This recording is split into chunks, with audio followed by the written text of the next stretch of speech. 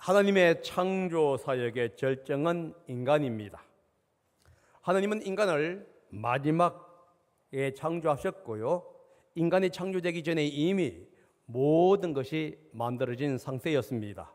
다른 말로 말하면 이미 모든 것이 준비되어 있었습니다. 이 모든 것을 주신 하나님은 우리 인간에게 하나님이 주신 사명을 감당하라고 말씀하시는데, 이 사명을 감당하면 하나님은 또 다른 복을 주시겠다고 약속합니다. 그러니까 복을 주셨고 그 복을 가지고 사명을 감당하고 순종하면은 하나님은 또 다른 복을 주시는 것, 이분이 바로 하나님이시다 하는 겁니다. 1장 26절에서 보면은 하나님의 창조의 계획, 창조의 모습, 창조의 목적에 대하여 기록하고 있습니다. 한번 읽어보겠습니다. 시작. 하나님이 말씀하시기를 우리가 우리의 형상을 따라서 우리의 모양대로 사람을 만들자. 그리고 그가 바다의 고기와 공중의 새와 땅 위에 사는 온갖 들짐승과 땅 위를 기어다니는 모든 길짐승을 다스리게 하자 하시고, 1장 26절은 창조의 개혁, 창조의 모습, 창조의 목적에 대해서 얘기한다고 한다면은 27절과 28절은 좀 더 자세하게 그것을 확장해서 설명합니다. 하나님은 인간을 창조할 때에 하나님의 계획 속에서 창조하셨다 하는 것이죠. 물론 땅의 모든 만물들을 만드실 때에도 하나님은 계획에 따라서 창조했습니다. 그러나 6일 창조 어디에서도 우리가 우리의 형상을 따라서 우리의 모양으로 사람을 만들자라고 표현한 적은 없다 하는 겁니다. 오직 이 용어는 사람에게만 적용이 되었습니다. 하나님은 다른 피조물들을 창조할 때는 이렇게 얘기했습니다. 있으라 혹은 무엇을 내라 라고 비인칭 용어를 사용합니다. 그런데 유독 인간을 창조할 때에는 비인칭 용어가 아니라 인칭 용어인 우리라고 하는 용어를 사용합니다. 그래서 우리가 만들자라고 했을 때에 이 우리가 만들자는 하나님이 사람을 창조할 때에 특별한 계획을 가지고 창조했다고 하는 점을 지금 강조하고 있는 것이에요. 여기서 사용된 만들다고 하는 용어는 히브리어로 아사인데, 바라와 아사의 차이점에 대해서 제가 지난주에 얘기했습니다. 바라는 없는 것에서 새로운 것을 창조한다고 한다면은, 아사는 이미 만들어진 것을 가지고 새로운 것을 만드는 겁니다. 물론 때때로 이 두 가지가 함께 사용할 때도 있다는 것은 틀림없습니다. 하나님이 인간을 창조할 때에 아사를 사용한 목적이 뭐냐 하면은, 하나님이 이미 창조한 흙에서 사람을 이제 만들었기 때문에 아사라고 하는 용어를 사용합니다. 그런데 독특한 표현이 나오는데 그게 뭐냐면 우리라고 하는 표현이에요. 우리는 복수로 사용되어 있습니다. 우리라고 하는 복수는 삼위일체 하나님을 지칭해서 그분이 인간을 창조했다는 뜻은 아닌 것 같아요. 왜냐, 오히려 장음의 복수를 사용해서 우주 만물을 만드신 그 하나님이 특별한 계획을 가지고 인간을 창조했다는 쪽에 오히려 더 무게를 둡니다. 그 이유가 뭐냐 하면은 27절에 있습니다. 하나님이 당신의 형상대로 사람을 창조하셨으니 곧 하나님의 형상대로 사람을 창조하셨다. 하나님이 그들을 남자와 여자로 창조하셨다. 26절에는 뭐냐면 우리가 사람을 창조하자라고 하면서 복수를 사용했는데, 그런데 27절에 의하게 되면은 하나님을 단수로 사용하면서 하나님이 자신의 형상대로 사람을 창조했다라고 얘기하고 있는 거예요. 그러니까 하나님 21절이 만약에 하나님이 삼위일체의 어떤 형상으로 창조했다는 것이 아니라 하나님, 창조주 하나님 자신의 형상대로 창조했다는 것입니다. 그래서 26절과 20절을 자세히 보게 되면은 우주 만물을 창조하신 그 창조주 하나님이 우리 인간을 자신의 형상으로 특별하게 만들었다는 점을 지금 강조하고 있습니다. 하나님이 우리 인간을 만들 때 깊은 숙고와 계획하에서 창조했다는 점을 여러분 기억하셔야 합니다. 이 세상의 모든 것은 우연히 창조된 것은 아닙니다. 모두가 다 하나님의 계획하에 이루어졌다 하는 거예요. 인간도 우연히 창조된 것은 아니라는 겁니다. 하나님의 심사숙고한 결과로 만들어진 특별한 존재인 것입니다. 그러므로 여러분은 정말 특별한 존재다 하는 거예요. 영화나 드라마를 보면은 어떤 장면이 나오거나 가게 이름이나 어떤 사업 회사의 사업명들이 쭉 나옵니다. 그런데 이런 장면들은 촬영을 하다 보니까 우연히 찍힌 것이 아니에요. 감독이나 PD의 철저한 계획과 의도하에서 찍은 것입니다. 인간이 만든 드라마나 영화의 모든 장면들이 이 PD나 감독의 특별한 어떤 의도와 계획하에서 연출되었다고 한다면은 하나님이 자신의 형상대로 사람을 창조했을 때에 그분이 우연히 창조했을 리는 없고요, 철저한 계획과 의도한 상태에서 인간을 창조했다는 것을 지금 여러분들 기억하셔야 합니다.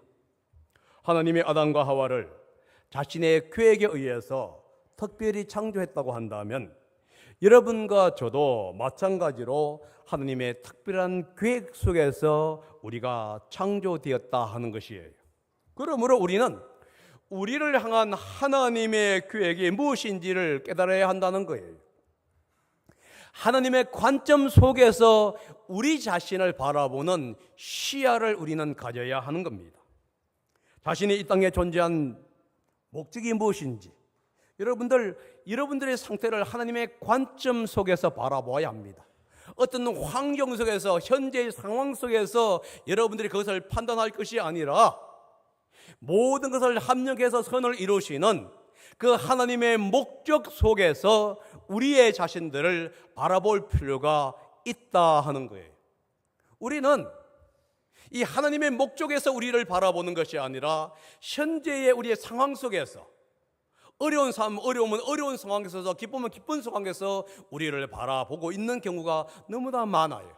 그러다 보니까 과대하게 즐거워할 수도 있고 과대하게 절망하거나 실망에 빠져서 낙심할 수가 있는데, 하나님은 이 모든 것들을 다 종합해서 하나님이 의도하고 계획한 곳으로 우리를 인도한다고 한다면은 그것은요, 엄청난 축복이라는 거예요. 그러므로 우리는 현재 상황을 우리 자신의 관점으로 보는 것이 아니라 하나님의 관점 속에서 우리를 바라보며 분명한 하나님의 계획과 의도가 있다는 것을 우리가 인정하고 나아가는 믿음이 필요하다 하는 것입니다. 사람은 또한 하나님의 형상으로 창조가 되었지요. 하나님의 형상이라는 표현은 인간을 창조할 때에 유일하게 사용이 되었습니다. 하나님이 하나님의 형상으로 창조됐다는, 인간이 하나님의 형상으로 창조된 점에서 인간은 다른 피조물과 구별이 됐지요. 다른 피조물들은 종류대로 창조가 되었어요. 그러나 인간은 하나님의 형상에 따라서 창조가 되었습니다. 여기서 형상이라고 하는 용어가 나오는데 이게 히브리어로 이게 제렘이라고 하는 용어입니다. 이것은 뭐냐면은 실체를 가진 어떤 모양, 모습, 조각을 의미합니다. 그래서 구약은 이 용어를 때때로 제렘을 실체를 가진 우상을 설명할 때에 자주 등장했어요. 그렇다고 한다면 성경이 하나님의 형상은 어떤 우상을 말하는 것이 아니라 하나님의 보이지 않는 어떤 형상이라는 어떤 모습이 실체를 가진 어떤 모양으로 만들어졌다는 것을 지금 우리에게 말을 하고 있는데, 그렇다고 한다면은 하나님의 보이지 않는 그 어떤 형상이 실체의 모양으로 구체적으로 나타난다는 것은 무엇이냐 하는 것을 우리는 한번 생각해 보아야 합니다. 첫째, 그것은 하나님의 성품일 수 있습니다. 하나님은 영이십니다. 그래서 사람은 하나님의 영적 속성을 지금 반영하는 존재가 되었어요. 그런데 죄를 지음으로 말미암아 이 영적 속성이 파괴가 되어버렸습니다. 예수님을 믿기 전에는 사람들은 자신의 육신의 성품인 욕심이나 욕구만을 가지고 살아갔던 것이죠. 그래서 편하고 싶어하는 욕심들, 자신을 드러내고자 하는 욕망들, 눈으로 보는 것을 갖고 싶어하는 것들로 우리는 가득 차 있었어요. 이것을 요한 1서가 뭐라고 했지요? 육신의 정욕이고 이생의 자랑이고 안목의 정욕이라고 묘사하고 있는 것입니다. 그런데 예수님을 영접함으로 말미암아 이제 우리는 처음 창조주일 때에 가졌던 하나님의 성품을 가지게 되었다 하는 거예요. 갈라디아서 5장 22절과 23절은 이 하나님의 성품을 묘사하고 있는데 이 성품은 예수님의 성품이라고 얘기하고 있습니다. 22절 23절 이렇게 가지요. 한번 읽어봅니다. 시작. 그러나 성령의 열매는 사랑과 기쁨과 화평과 인내와 친절과 선함과 신실과 온유와 절제입니다. 이런 것들을 막을 법이 없습니다. 지금 22절과 23절은 성령의 열매인 예수님의 성품을 지금 언급하고 있습니다. 사실 이 성품이 하나님의 형상으로 지음받을 때에 우리가 가지고 있었던 성품이었던 거예요. 처음에 사람들이 창조될 때는 자신만을 바라보고 자신의 욕망만을 생각하고 자신을 드러내기 위해서 그리고 자신이 보는 것으로만 살아간 것이 아니라 항상 다른 사람들을 배려하고 다른 사람들을 아끼고 섬기는 그러한 성품으로 만들어졌다 하는 거예요.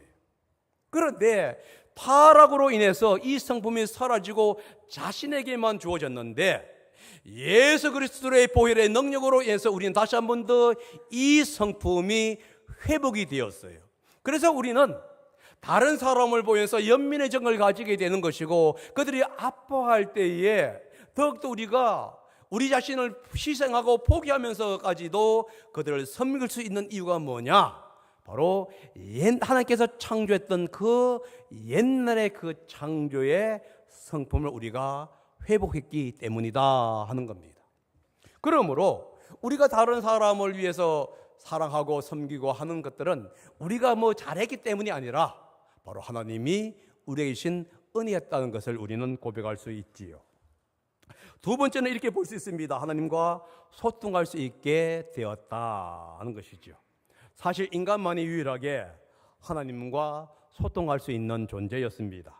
그런데 죄로 인해서 이 소통의 통로가 끊어졌는데 예수님이 다시 연결시켜 주었어요. 우리가 기도할 때에 하나님과 소통하는 것은 뭐냐? 하나님의 놀라운 은혜와 역사의 기초를 두고 있습니다. 우리는 경험하는 기쁨이라든가 고통을 하나님께 호소할 수가 있어요. 때때로 눈물을 흘리면서 우리의 아픔을 아랠 때도 있습니다. 그런데 우리가 하나님께 기도하고 올려드리는 모든 것들을 하나님이 들으시는 이유가 뭐냐 하면은 하나님은 우리와 소통하는 통로, 교제하는 사이였기 때문에 그렇다 하는 거예요.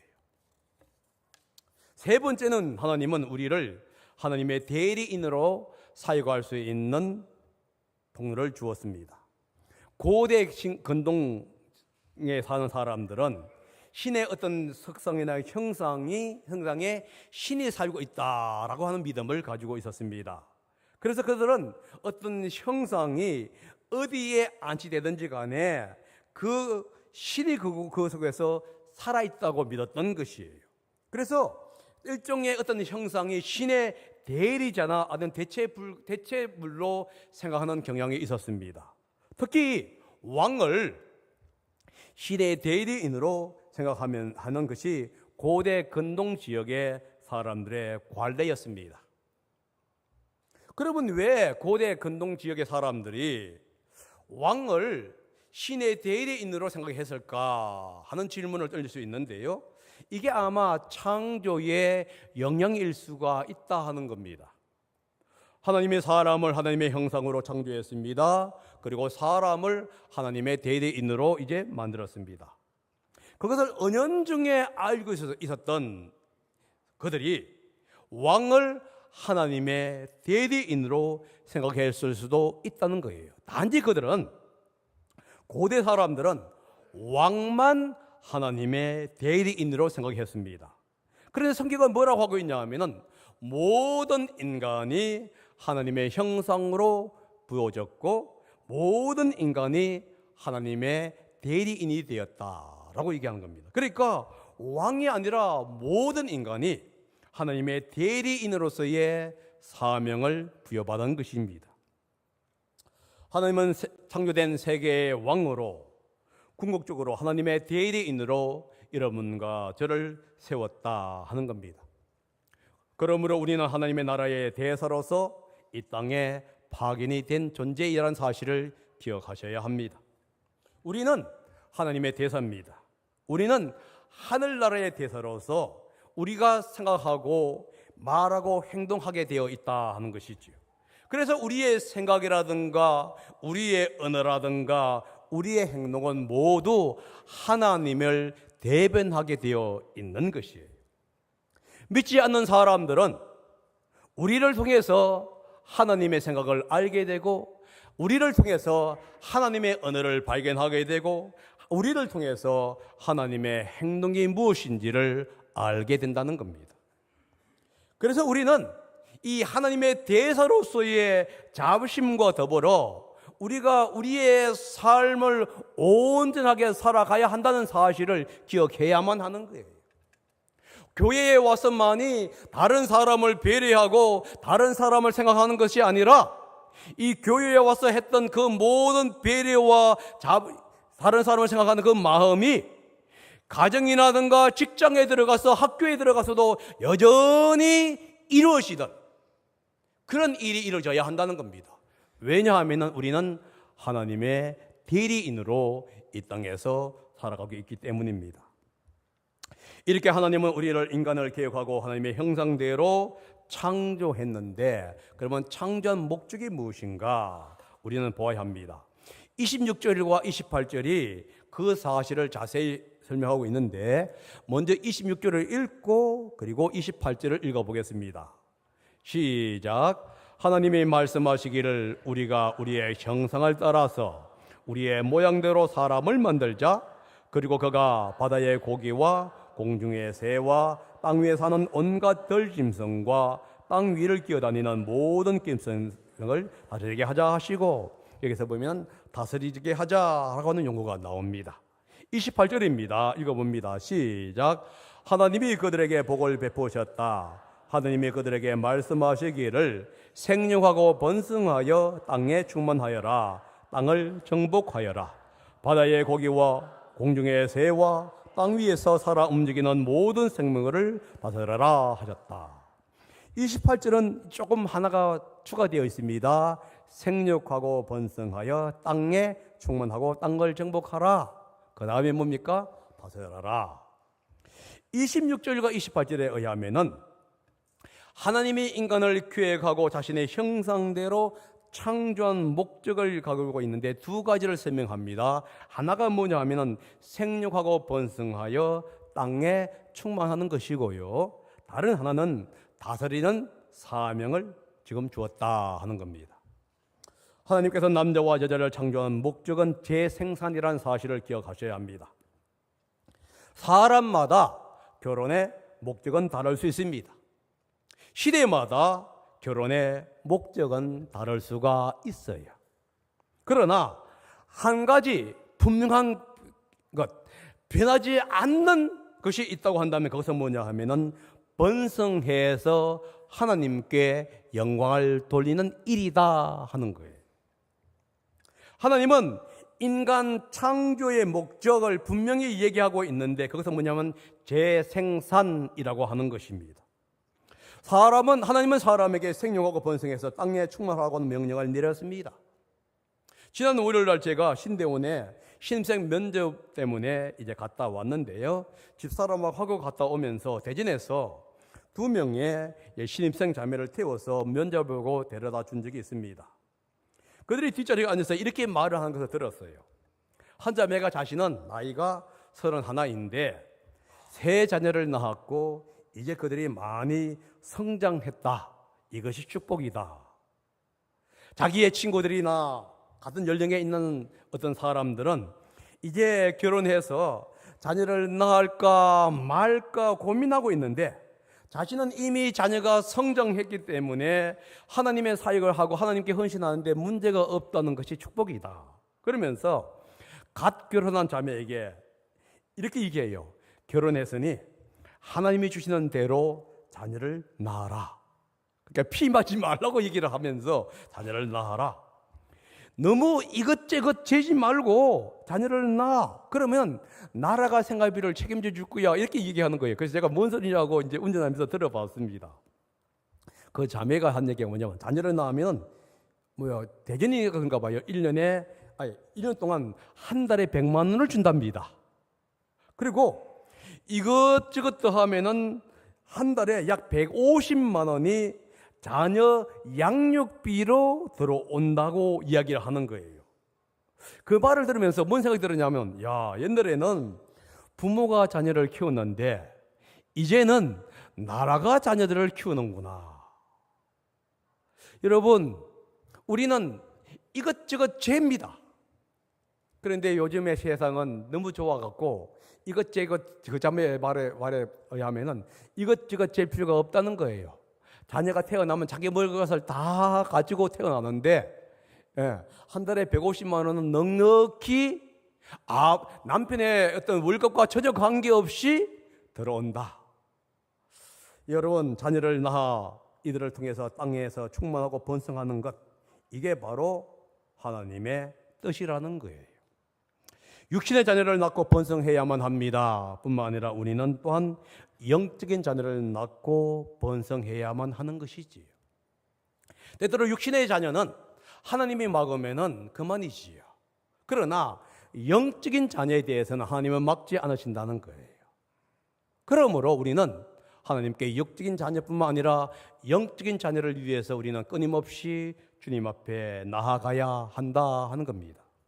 다른 하나는 다스리는 것입니다. 26절에 다스리게 하자, 28절에서도 다스려라 하면서 명령하시면서 인간에게 이제 통치자로서의 사명을 주고 있지요. 하나님이 인간을 계획한 목적이 뭐였냐 하면은 인간으로 하여금 피조물의 통치자가 되는 것이고요. 하나님이 인간을 자기 형상대로 창조한 목적도 마찬가지로 피조물의 통치자가 되게 하는 것이었습니다. 이 세상은 우리가 경배해야 할 대상이 아니라 우리의 돌보임이 필요한 존재이고요.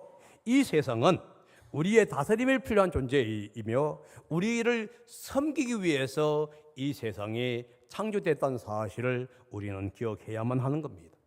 그래서 이 세상을 섬기고 이 세상을 경배할 것이 아니라 이 세상을 다스릴 수 있도록 우리에게 통치자로 주신 그 하나님을 경배하고 섬기는 것이 우리의 삶의 목적이 되어야 한다는 것입니다.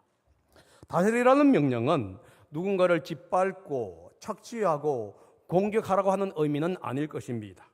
그리고 힘으로 혹은 군사적인 성공을 얘기하는 것도 아닐 것이에요. 왜냐하면 초기의 인간은 다른 피조물을 다스리되 그들을 죽이거나 그들의 고기를 먹지 못하도록 만들어졌기 때문에 그렇지요.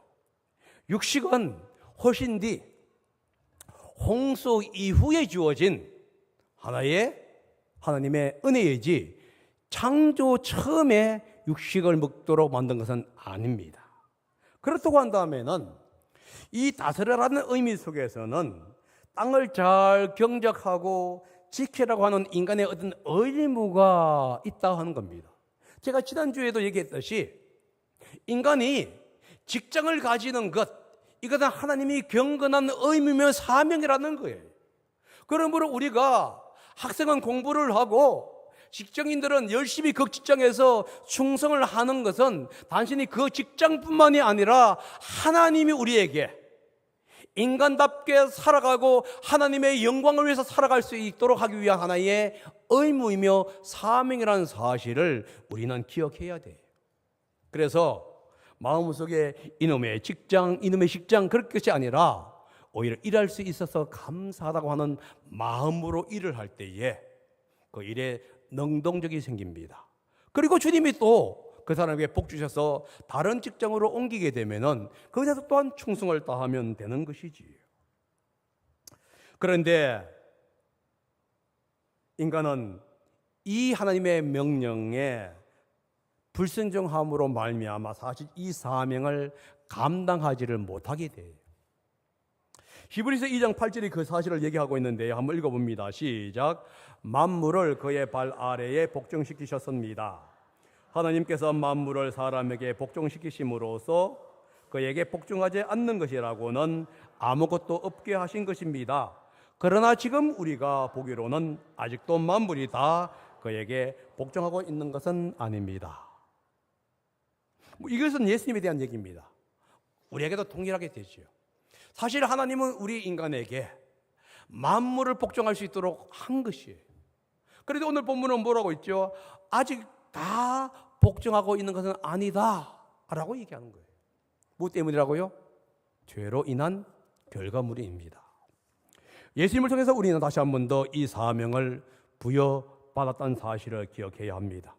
우리는 정복하고 다스려야 합니다. 하나님이 원했던 평화로운 세상, 서로 협력하고 돌보는 세상을 우리는 만들어야 돼요. 우리 교회가 행복한 교회가 되어야 합니다. 서로 사랑하고 섬기고 배려하는 교회가 되어야 돼요. 여러분들이 우리 교회뿐만 아니라 여러분들이 이러한 마음을 가지고 여러분이 사회에 나아가고 직장에 나아가서 다른 사람들을 그렇게 섬겨야 하는 겁니다. 여러분이 목적에서 다른 사람의 말을 듣는 훈련을 배웠다고 한다면은 이 듣는 훈련을 가지고 직장에 나아가서 이제 직장에 많은 사람들의 말을 들어주면서 공감해주면서 그리고 함께 동행하는 그런 삶을 살아야 한다는 거예요. 교회에 와서만이 다른 사람의 말을 들어주고 공감하는 것으로 끝나는 것이 아니라 이런 훈련이 직장에서 사회에서 여전히 이루어짐으로 인해서 그들에게 정말 평화로운 세상, 서로 협력하고 돌보는 것이 무엇인지를 보여주는 그러한 모습이 되어야 한다 하는 겁니다. 물론 완전한 정복과 다스림은 불가능하지요. 그럼에도 불구하고 우리는 이 사역을 감당하라고 명령을 받았다 하는 겁니다. 우리는 이 사역을 하나님의 나라가 완성될 때까지 계속 되어져야 한다 하는 겁니다. 그런데 하나님께서는 이 두 사역을 주시기 전에 먼저 복을 주셨다는 사실을 기억하셔야 합니다. 28절에 이렇게 하죠. 하나님이 그들에게 복을 베푸셨다. 하나님은 이 두 사명을 감당하면은 이제 내가 복을 주겠다 이렇게 말씀한 적이 없어요. 먼저 복을 주셨습니다. 그리고 나서 그 복을 가지고 우리에게 사명을 감당하라라고 얘기하는 거예요. 사실 이것은요, 은사와 사역과의 관계 속에서도 볼 수 있습니다. 은사는 뭡니까? 하나님이 먼저 우리에게 은사를 주었어요. 그 은사를 가지고 사역하라고 하는데 사역은 하나님이 주신 은사가 무엇인지 모를 때의 사역을 통해서 발견하는 것이지 사역하니까 은사가 생긴 것은 아니라는 거예요. 하나님은 우리에게 먼저 은혜를 주시고 은사를 주시면서 그것을 가지고 사용하라라고 얘기합니다. 이 사실은 대사명에서도 찾아볼 수 있는데요. 마태복음 28장 18절과 20절에 이렇게 얘기합니다. 예수께서 다가와서 그들에게 말씀하셨다. 나는 하늘과 땅의 모든 권세를 받았다. 그러므로 너희는 가서 모든 민족을 제자로 삼아서 아버지와 아들과 성령의 이름으로 침례를 주고 내가 너희에게 명령한 모든 것을 그들에게 가르쳐 지키게 하여라. 보아라, 내가 세상 끝날까지 항상 너희와 함께 있을 것이다. 하나님이 침례를 주고 제자를 삼으면은 권세를 주겠다 이렇게 한 적이 없어요. 하나님 뭐라 했죠? 먼저 내가 아버지로부터 권세를 받았고 내가 이 권세를 너희에게 주었다. 너희는 이 권세를 가지고 가서 복음을 전하고 가르치고 침례주면서 제자를 삼아라라고 얘기한 거예요. 여러분, 하나님은 먼저 복을 주는 사람이라는 사실을 기억하셔야 돼요. 때때로 부모들은 이렇게 얘기합니다. 자녀들에게 너 이것 하면은 이거 줄게. 여러분 그렇게 말을 하면은 자녀들은 이제 계약 조건으로 피웁니다. 그게 아니지요. 내가 너에게 지금 복을 주었다. 그러니까 네가 순종하게 되면 내가 더 큰 복을 주겠다. 이게 성서적이에요. 왜 그러냐 하면은 이제 29절에 보게 되면 그 사실을 얘기하는데요. 하나님은 먼저 복을 주면서 우리에게 하나님의 사역을 감당하라고 얘기했지 않습니까? 그리고 감당하면 또 다른 복을 주겠다고 얘기했는데 그게 29절이에요. 한번 읽어보겠습니다. 시작. 하나님이 말씀하시기를 내가 온 땅 위에 있는 씨 맺는 모든 채소와 씨 있는 열매를 맺는 모든 나무를 너희에게 준다. 이것들이 너희의 먹거리가 될 것이다.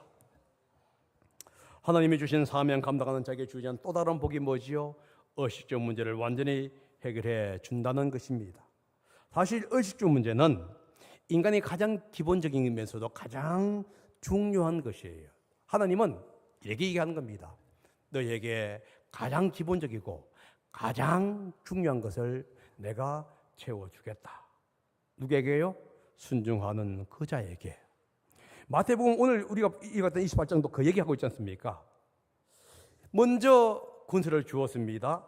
그래서 이 권세를 받은 제자들이 우리가 사역을 잘 감당하면 주님께 뭐라고 했냐면 내가 세상 끝날까지 너희와 항상 함께 있을 것이다 라고 약속해 주셨어요. 하나님은 우리에게 권세를 주었고 우리와 함께 합니다. 그런데 우리가 그 하나님의 함께 하심과 하나님의 권세를 가지고 하나님께 순종하여 나아가게 되면은 하나님 뭐라고 했냐면 또 다른 복을 주시는데 더 크게 항상 함께 우리와 함께 하면서 우리를 돌보겠다고 하는 그 약속이에요. 이 약속은 마태복음 6장 31절과 34절에 또 한 번 설명해 주고 있습니다. 한번 읽어보겠습니다. 시작. 그러므로 무엇을 먹을까 무엇을 마실까 무엇을 입을까 하고 걱정하지 말아라. 이 모든 것은 모두 이방인들이 구하는 것이요 너희의 하나님 아버지께서 이 모든 것이 너희에게 필요하다는 것을 아신다. 너희는 먼저 하나님의 나라와 하나님의 의를 구하여라. 그리하면 이 모든 것을 너희에게 더하여 주실 것이다. 하나님께서는 우리에게 이미 직장을 주셨고 무엇을 주셨습니다. 그래서 뭐라고 했죠? 염려하지 말고 일을 해라. 그럼 이렇게 합니다. 먼저 하나님의 의를 구하라.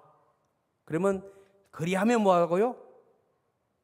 더하여 주신다. 이것이에요. 하나님은 우리에게 주지 않고 아무것도 주지 않으면서 가라고 한 적은 없습니다.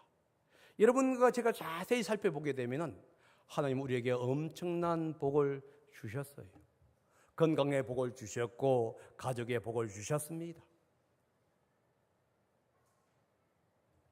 그리고 우리에게 사명을 주시는 거예요. 우리가 그 사명을 감당하게 되면 하나님은 또 다른 복을 우리에게 주시겠다고 약속하십니다. 여러분들이 가장 중요하게 여기는 것 주시는 거예요. 여러분 솔로몬을 기억하셔야 합니다. 솔로몬이 하나님이 내가 너에게 무엇을 원하냐 하고 했을 때 주님 내가 백성을 잘 섬기고 백성을 잘 돌보기를 원합니다. 그 말을 하자요. 하나님은 거기에 더해서 명예와 권세의 복을 준 거예요. 이게 바로 여러분과 저에게도 동일하게 적용이 됩니다. 하나님 우리에게 이미 주셨고 우리가 주신 것을 갖고 하나님께 사용하게 되면 하나님은 또 다른 놀라운 복, 우리가 상상할 수 없는 복으로 우리에게 내려주시는 거예요. 그러므로 여러분 우리가 하나님의 형상으로 창조되었고 하나님의 목적에 따라 살게 되었기 때문에 우리는 생육하고 번성해야 합니다. 육적으로 생육하고 번성하고 영적으로 생육하고 번성해야 합니다. 그래서 또한 이 세상을 하나님의 나라로 아름답게 가꾸며 다스려야 하는 사명을 부여받았습니다. 이것을 실천하는 제가 되고 우리 성도님이 되시기를 예수님의 이름으로 부탁드립니다. 기도하겠습니다.